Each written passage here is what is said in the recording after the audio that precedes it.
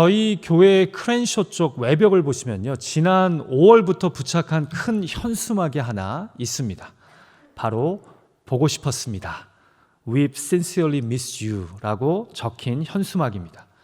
1년 넘게 대면 예배를 드리지 못하다가 지난 5월부터 점진적으로 주일 2부 예배를 오픈하면서 여러분이 보고 싶었다는, 또 기회가 된다면 현장 대면 예배에서 뵙기를 원한다는 교회의 마음을 전하고자 부착한 겁니다. 이처럼 차량 통행이 많은 도로변에 교회가 위치해서 일일이 여러분에게 찾아가지 못해도 이런 교회의 마음을, 메시지를 전할 수 있다는 것이 얼마나 감사한지 모릅니다.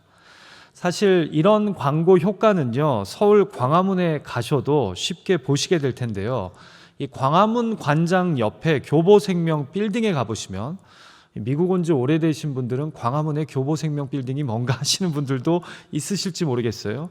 거기 가보시면 광장 옆에 가장 잘 보이는 빌딩 외벽에 약 가로 20m, 세로 8m 크기의 광화문 글판이 위치해 있습니다. 보통 이 글판에는요, 30자도 채 안 되는 짧은 식구나 아니면 글이 1년에 4번, 4계절마다 바뀌어서 올라가는데요, 바쁜 일상 속에 지친 사람들의 마음에 위로가 되는 글들을 통해서요, 광화문 대로를 지나가는 수많은 사람들, 차량에서 운전하는 분들, 그분들이 이 글을 보면서 힘과 용기를 많이 받는다고 합니다. 그동안 광화문 글판에 올라간 글들 중에 일부를 소개해 드리자면요, 가는 데까지 가거라, 가다 막히면 앉아서 쉬거라, 쉬다 보면 새로운 길이 보이리니. 이 시는 김규동 시인의 당부에 나오는 시구입니다.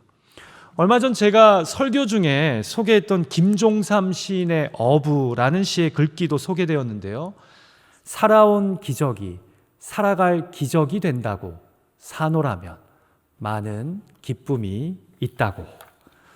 여러분, 그냥 읽기만 해도 좀 위로가 되지 않습니까? 참 그런 것 같습니다. 우리 모두는 강한 척, 센 척하며 이 세상을 살아가지만 사실은 위로가 필요한 연약한 존재가 아닌가 하는 생각 말입니다. 여러분, 저는 오늘 본문에서요, 두려워 떠는 제자들을 위로하시려는 예수님의 모습을 발견하게 됩니다. 본문의 배경은 이렇습니다. 예수님이 이제 자신이 세상을 떠나 아버지께로 돌아가실 때가 된 줄 아시고 제자들의 발을 씻으시며 마지막 만찬을 가지십니다.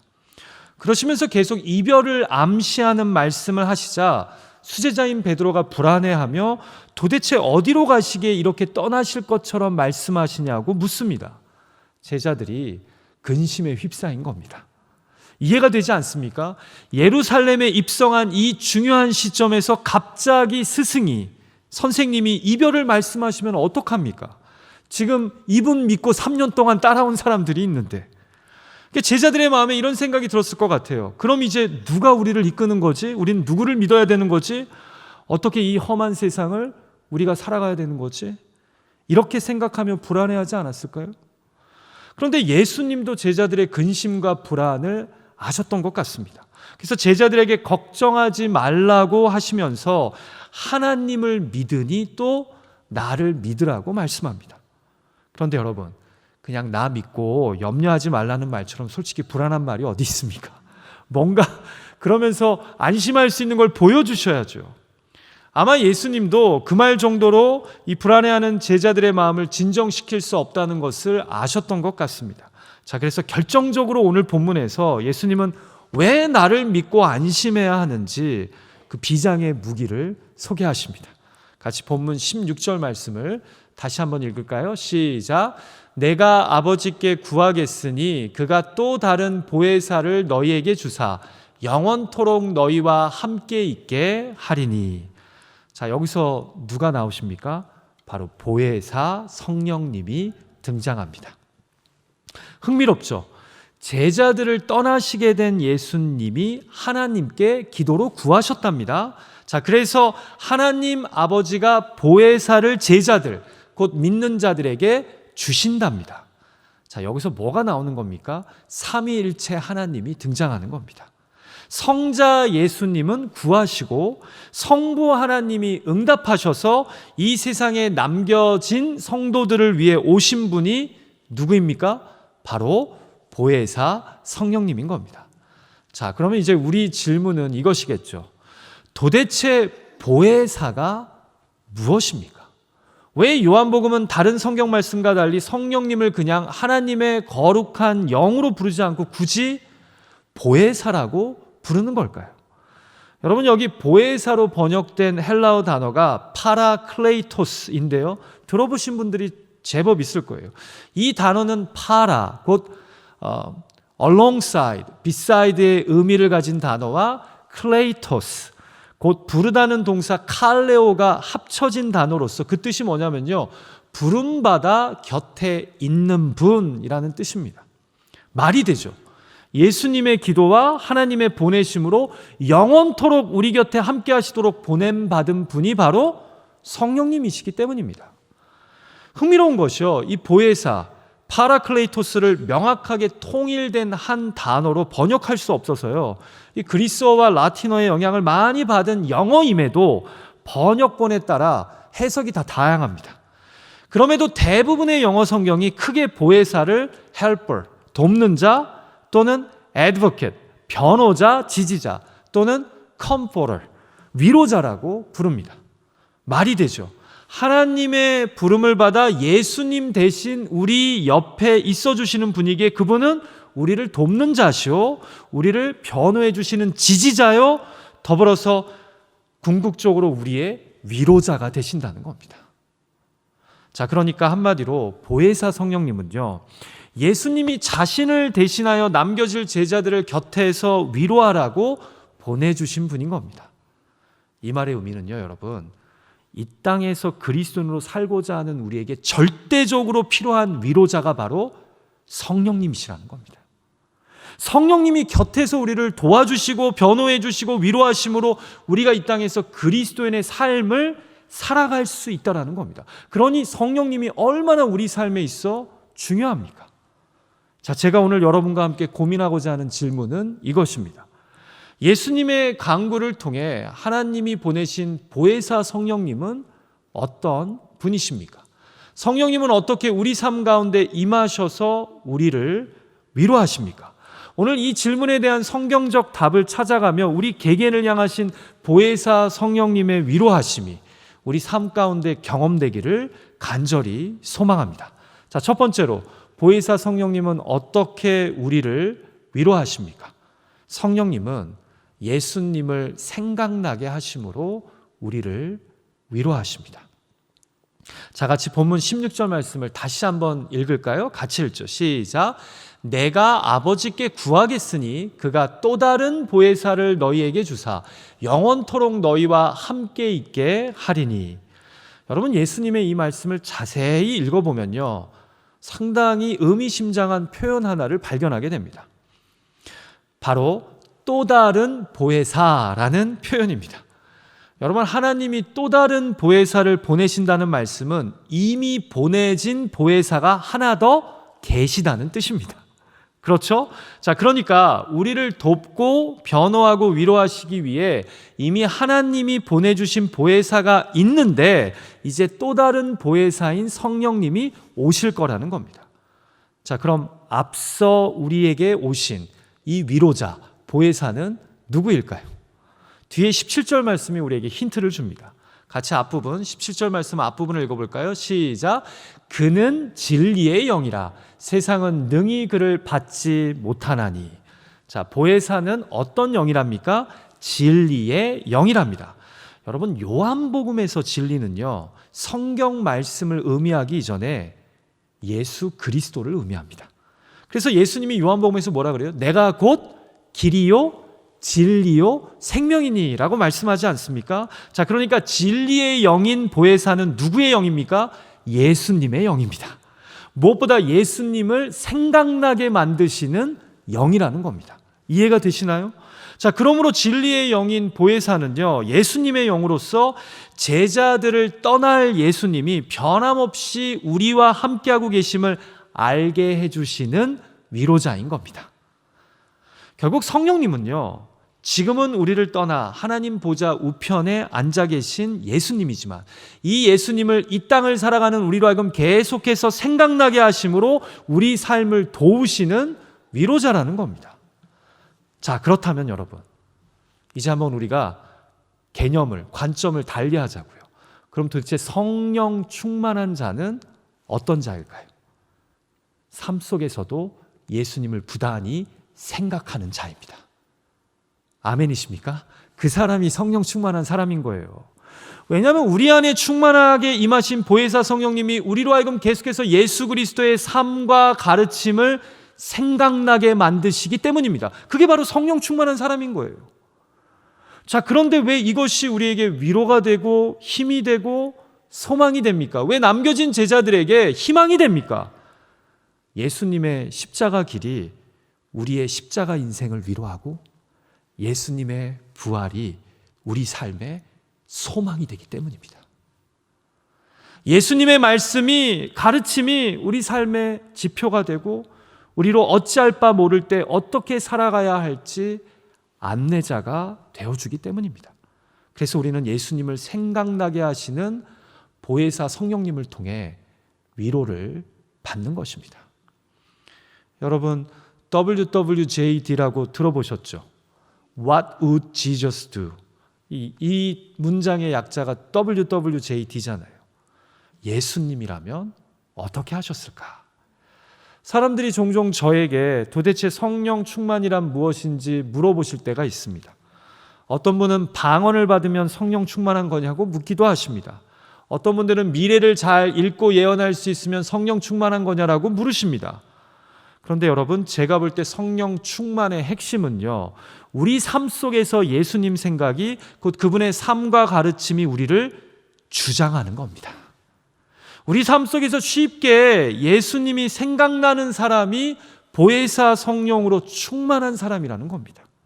그래서 사복음서에서 예수님이 제자들과 함께 하시며 그들을 결단코 포기하지 않으시며 위로하시면서 인도하셨던 것처럼 지금 우리 삶 속에서 주님이 나를 포기하지 않으시며 위로하심으로 믿음의 길을 걷게 하심을 경험하는 것, 그게 바로 성령 충만입니다. 근데 이 성령 충만이 어떤 시간들을 통해 우리에게 주로 주어진다라고 제가 지난 2주간 말씀드렸죠. 바로 예배의 자리, 말씀과 기도의 자리에서 성령님의 감동케 하심에 우리를 순전히 내어드릴 때 그 성령께서 우리로 하여금 예수님을 생각나게 하시고 또한 예수님의 가르침과 삶을 기억나게 하심으로 우리로 그 삶을 사모하게 하시고 그 삶을 통해 위로받게 하신다는 거죠. 지금 이 예배 가운데서도 마찬가지예요. 여러분의 상황이 어떤지 저는 다 알 수 없어요. 하지만 성령님은 아시죠. 그리고 선포되는 말씀을 통해 부르는 찬양의 가사를 통해 함께 마음 모아 기도하는 시간을 통해 여러분의 마음을 만지시고 감싸시는 줄 믿습니다. 무엇을 생각나게 하신다고요? 예수님을 생각나게 하는 거예요. 예수님의 삶과 말씀을 떠올리게 하는 거예요. 그래서 그거 붙잡고 다시 일어나게 만든다라는 거죠. 부디 보혜사 성령님의 감동케 하심으로 예수 그리스도의 십자가와 부활을 기억하며 힘을 내어 우리에게 주어진 믿음의 길을 걸어갈 수 있는 저와 여러분이 되시기를 주님의 이름으로 축복합니다. 자, 두 번째로 성령님은 어떻게 우리 삶 속에 임하셔서 우리를 위로하십니까? 성령님은 우리 삶의 코치가 되어주심으로 우리를 위로하십니다. 이 코치라는 영어 단어에 맞는 적합한 한글 단어를 제가 찾으려고 좀 고민했는데요. 아무리 생각해도 이 코치라는 영어 단어가 지금 이 보혜사 성령님의 특성을 가장 잘 설명하는 것 같아서 그냥 제가 영어를 사용했습니다. 자, 같이 본문 16절 말씀을 다시 한번 읽어볼까요? 시작. 그가 또 다른 보혜사를 너에게 주사 영원토록 너희와 함께 있게 하리니.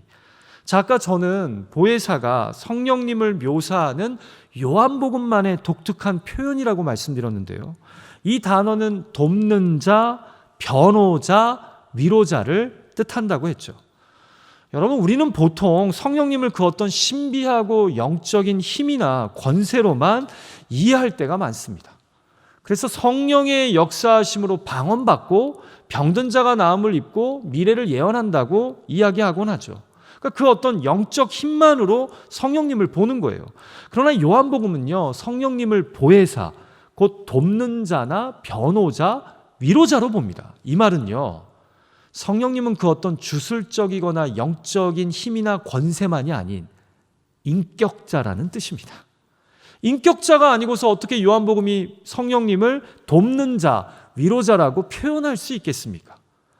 그래서 적지만 어떤 영어 성경은요, 이 보혜사를, 본문의 보혜사를 카운셀러, 그러니까 상담자라고 번역하기도 합니다. 말이 되죠. 부름을 받아 곁에 있는 자로서 찾아온 사람을 돕고 변호하고 위로하니까 카운셀러죠. 카운셀러. 우리 신앙의 여정에 보혜사 성령님이 카운셀러가 되어주신다는 거예요. 자, 그런데 이 파라클레이토스의 의미를 잘 모아서 한 단어로 묘사한다면 저는 카운셀러보다는 코치가 더 적합하지 않을까 생각합니다. 여러분 한번 생각해 보죠. 코치가 누구입니까? 자, 먼저 코치는요, 선수 대신 운동 경기를 대신 띄워주지는 않습니다. 그러나 선수의 훈련에서부터 시합장에서 뛰는 모든 순간까지 결코 선수 곁을 떠나지 않는 자가 바로 코치입니다. 그냥 옆에 있기만 합니까? 아닙니다. 시합에 참여할 선수를 땀 흘려 지도하고 가르치며 포기하지 않도록 격려하는 역할을 합니다. 그게 바로 코치입니다. 그런데 여러분, 이것이 성경이 우리에게 보여주는 보혜사 성령님의 모습이라는 겁니다. 자, 겉으로는 잘 드러나지 않지만 코치의 역할은 아주 절대적입니다. 아무리 훌륭한 선수라도 코치 없이 혼자 성공하는 경우는 거의 없습니다. 실력에도 인격에도 자세에도 다 코치의 손때가 하나하나 묻어 있습니다. 그런데 이것이 바로 우리의 보혜사 성령님이라는 겁니다. 그러니까 예수님께서 이 제자들을 떠나신 후 이제 제자들의 코치가 되어 이들과 함께하며 이들을 돕고 변호하며 훈련시키며 위로하시는 이가 누구라고요? 보혜사 성령님이라는 거예요. 그러니까 우리가 얼마나 예배의 자리에서 보혜사 성령님을 사모하고 그분의 감화 감동 역사하심에 우리를 의탁하며 맡겨야 되는지 아시겠죠? 근데 어떤 분들은 예배 드릴 때 나를 꽉 붙잡고 예배 드리는 분들이 있어요. 성령님이 내 마음에 감동을 주시고 역사하셔도 다 튕겨내요. 나는 내 거다. 내가 내 인생의 주인이다. 네가 뭐라고 해도 나는 안 바뀐다. 그리고 자신의 마음을 꽉 붙잡고 있어요. 그렇기 때문에 성령님이 우리의 코치 되심을, 우리 인생의 코칭을 하심을 우리가 경험하지 못하게 되는 거예요. 자, 한번 예를 들어볼까요? 보혜사 성령님이 얼마나 성도들의 삶에 코치와 같은 분이신지 확인하려면요, 아무래도 사도행전에 우리의 시선을 모을 필요가 있습니다. 왜냐하면 사도행전은 사실 사도들의 행전이기 이전에 성령님의 행전이기 때문입니다. 그런데 우리가 사도행전을 보면 성령님은요, 전면에 나서지 않고 마치 코치처럼 믿음의 사람들을 뒤에서 훈련시키시고 사용하시는 것을 보게 됩니다. 그래서 우리가 사도행전의 말씀 중에 보면 성령님이 믿음의 사람들로 하여금 무슨 말을 해야 할지 가르쳐 주십니다. 심지어는 코치 되시는 보혜사 성령께서 어디로 나아가야 할지도 알려주십니다. 심지어 어디에서는 말씀을 전하지 말라고 막으시기도 합니다. 누가요? 코치 되시는 보혜사 성령님이요. 그리고 어떤 곳은 가기가 싫어도 성령의 감동으로 용기를 내어 가라고도 코칭하시기도 합니다. 이렇게 우리 삶을 세밀하게 코칭하시는 분이 누구시라고요? 보혜사 성령님이라는 거예요. 하나님의 영 성령님이시라는 거예요. 그렇게 우리 삶을 인도하시고 위로하심으로 주어진 믿음의 길을 걷게 하시는 겁니다. 사랑하는 예배자 여러분, 지금까지 이 성령님을 여러분의 삶의 코치로 생각해 보신 적 있으세요? 여러분 삶의 여러 영역에 성령님을 영적 코치로 초청해 보신 적 있으세요? 나에게 말씀해 달라고, 내 삶을 좀 인도해 달라고. 아까도 말씀드렸지만 훌륭한 선수나 팀 뒤에는 보이지 않는 위대한 코치가 있습니다. 이 위대한 코치의 리더십을 선수와 팀이 얼마나 신뢰하고 맡기고 따르느냐에 따라 놀라운 변화가 일어날 수 있습니다. 아무것도 할 수 없다고 생각했던 무기력한 선수가 수년의 땀과 훈련, 코치를 통한 단련과 격려를 통해 챔피언이 되기도 합니다. 선수도 훌륭하지만 보이지 않게 묵묵히 선수 곁에서 돕는 코치가 있기 때문입니다. 그래서 이 성령님과 사이좋게 지내고 이 성령님의 음성을 분별하고 성령님의 감화 감동 역사하심의 나를 순종해 보는 훈련을 하는 것은 너무나 중요합니다. 부디 성령님을 단순한 영적 체험이나 신비로운 역사로만 치부하지 않았으면 합니다. 성령님은 우리의 삶 곳곳에 감화 감동 역사하심으로 관여하기를 원하십니다. 마음에 감동을 주셔서 가지 말아야 할 길을 가지 않게 하시고요. 남들이 가지 말라고 해도 맞는 길이라고 감동을 주시면 따르게 하십니다. 아무도 가지 않는 길임에도 감동케 하심으로 우리를 위로하시며 그 길을 묵묵히 담대히 걸어가게 하십니다. 부디 팬데믹과 같은 폭풍 속을 우리의 코치가 되시는 보혜사 성령님의 인도하심을 받아 걸어갈 수 있는 저와 여러분이 되시기를, 그런 성령 충만한 예배자들이 되시기를 주님의 이름으로 축복합니다. 예배의 자리, 말씀과 기도의 자리에서 강하게 역사하시는 성령님을 통해 우리 삶을 코치하시는 그 음성과 감동에 순종할 수 있는 저와 여러분이 되었으면 합니다. 자, 마지막 세 번째로 보혜사 성령님은 어떻게 우리 삶 가운데 임하셔서 우리를 위로하십니까? 성령님은 우리 삶을 변호하심으로 우리를 위로하십니다. 자, 마지막으로 살펴볼 보혜사 성령님은 바로 우리를 변호하시고 지지하시는 분이십니다. 여러분, 신약 성경의 헬라어를 연구하는 학자들이요, 이 본문에 사용된 보혜사, 곧 파라클레이토스가 사용된 동시대 로마의 문헌에서 발견하게 되는 공통점이 하나 있어요. 바로 이 파라클레이토스가 법정에서 변호하는 일을 맡은 자들을 지칭할 때 주로 사용된다는 점입니다. 그래서 영어 성경 NIV가 advocate이라고 번역한 건 상당히 타당하고 일리 있는 번역입니다. 여러분, 변호자란 누구입니까? 한마디로 내 편을 의미합니다. 내 편에 서서 나를 지지하고 변호하는 사람이 바로 advocate입니다. 그런데 예수님이 불안해하는 제자들에게 나 대신 또 다른 보혜사, 곧 변호자를, 너희를 지지할 자를 하나님께서 보내주실 거다라고 지금 약속하신 거예요. 이런 예수님의 의도는요, 바로 그 다음 절인 18절 말씀과도 잘 연결됩니다. 같이 본문 18절 말씀을 읽을까요? 시작. 내가 너희를 고아와 같이 버려두지 아니하고 너희에게로 오리라. 자, 이 말씀은 우선적으로 후에 예수님이 때가 되면 다시 우리에게로 돌아오신다는 말씀이지만 앞선 16절, 17절 말씀과 연결해서 보자면 예수님의 영인 보혜사 성령이 너희를 고아와 같이 버려두지 않고 너희의 변호자로 함께할 것이라는 말씀입니다. 왜냐하면 16절에서 예수님의 영인 보혜사가 너희와 영원히 함께할 거라고 말씀하셨기 때문입니다. 사랑하는 예배자 여러분, 삶 속에서 변함없는 든든한 변호자, 지지자를 갖고 계십니까? 가져보신 적 있으세요? 내 배우자인가요? 아니면 나의 부모나 자녀인가요? 제가 제 큰딸을 보면서 느끼는 게 하나 있어요. 도대체 제 딸은 어디서 오는 자신감인지 내 아빠는 영원불별 내 편이다. 내가 아무리 잘못해도, 그래서 아빠가 나를 혼낸다고 해도 그 혼내는 마음 안에는 나를 향한 확실한 사랑이 있다라는 믿음이 있어요. 제가 가끔씩 보면서 그 자신감이 도대체 어디서 나오는 자신감인지, 넌 뭘 믿고 그렇게 확신하냐라고 제가 묻기도 해요. 그런데 이렇게 얘기해요. 하는 말이 아빠는 무조건 내 편이래요. 그리고 아빠는 딸 바보래요. 자기가 안 돼요, 그거를. 그래서 제가 야, 너 어디서 그런 자신감이 나오냐 그러면 자기는 확신한대요. 아빠는 나를 너무나 사랑한대요. 제가 속으로 아닌데, 나는 아들도 좋아하는데, 근데 너무 확신해요. 그래서 제가 좀 혼을 내다가도 애가 좀 혼나면 겁을 먹어야 되잖아요. 그래야지 교육이 되니까. 그래서 제가 좀 엄하게 이야기를 하면요, 혼나면서 실실 웃어요. 자기를 혼내는 아빠가 자기를 사랑하는 걸 아는데 혼내는 게 웃기다는 거예요. 그래서 혼나면서 웃어요. 그래서 제가 왜 웃어? 라고 이렇게 얘기를 하면 아빠가 나 사랑하는 거 아는데 아빠의 연기가 너무 어설프대요. 여러분, 제가 이걸 보면서 느끼는 게요, 제가 좀 혼을 내려고 해도 얘가 상처를 잘 안 받아요. 왜요? 아빠가 든든한 내 편이라는 것, 내 지지자, 내 변호자라는 것을 확신하고 있기 때문이에요.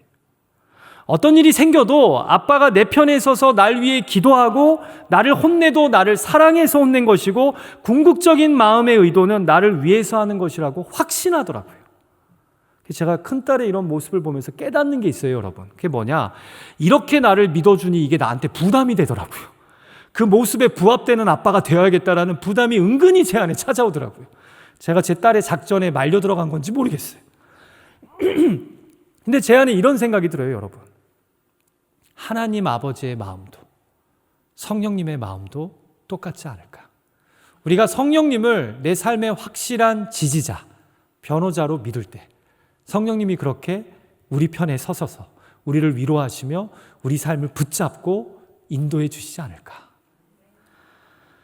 여러분, 사도 바울은요, 로마서 8장 26절에서 구원받은 성도들의 변호자가 되시고 지지자가 되시는 성령님의 모습을 이렇게 기록합니다. 우리 한번 같이 읽을까요? 시작. 이와 같이 성령도 우리의 연약함을 도우시나니 우리는 마땅히 기도할 바를 알지 못하나 오직 성령이 말할 수 없는 탄식으로 우리를 위하여 친히 간구하시느니라. 아멘. 여러분, 보혜사 성령께서 우리의 무엇을 아시고 도우신대요? 우리의 연약함을 알고 도우신답니다. 항상 쓰러지고 넘어지는 우리의 연약함, 죄의 연약함 때문에, 죄성 때문에 주님의 말씀에 은혜 붙잡고 이렇게 살겠다고 하면서도 그 똑같은 죄에 또 넘어지는 우리의 연약함, 가정과 일터에서 하나님 주신 말씀의 은혜대로 자녀들 양육해 보겠다고, 비즈니스 해보겠다고 하면서도 맨날 넘어지고 쓰러지는 우리의 연약함, 그 연약함을 성령께서 아신답니다. 그래서 어떻게 구체적으로 우리의 연약함을 위해 도우신답니까? 우리를 위해 말할 수 없는 탄식하심으로 기도하신답니다. 말씀을 마칠까 합니다. 사랑하는 예배자 여러분, 거저받은 것이 너무 많은 사람은요, 나누는 것이 힘들지 않습니다.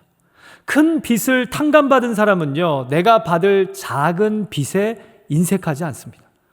사랑받지 못하고 용서받지 못해서 사랑하지 못하고 용서하지 못하는 겁니다.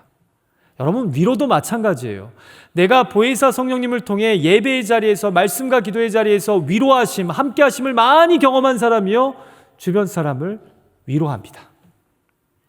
내가 누군가로부터 위로받을 때 회복을 경험하지만 그거 아세요? 내가 위로를 받아야 마땅한 상황에서도 오히려 내가 누군가를 위로할 때 나는 더 빨리 회복됩니다. 저는 그런 걸 많이 경험해요. 나도 누군가에게 위로받아야 되는데 그 힘든 몸과 마음을 가지고 오히려 다른 사람을 마음껏 위로했어요. 근데 제가 오히려 위로하는 그 일을 통해 회복되는 저를 발견해요. 사랑하는 예배자 여러분, 그래서 저는 오늘 여러분에게 보혜사 성령님과 친밀한 관계를 맺으시고 예배의 자리, 말씀과 기도의 자리에서 성령의 감동하심을 경험함으로 위로를 받으며 믿음의 길을 잘 걸어가십시오라고 도전하고 싶어요. 근데 그 도전을 하면서 또 한 가지 도전을 드리고 싶어요.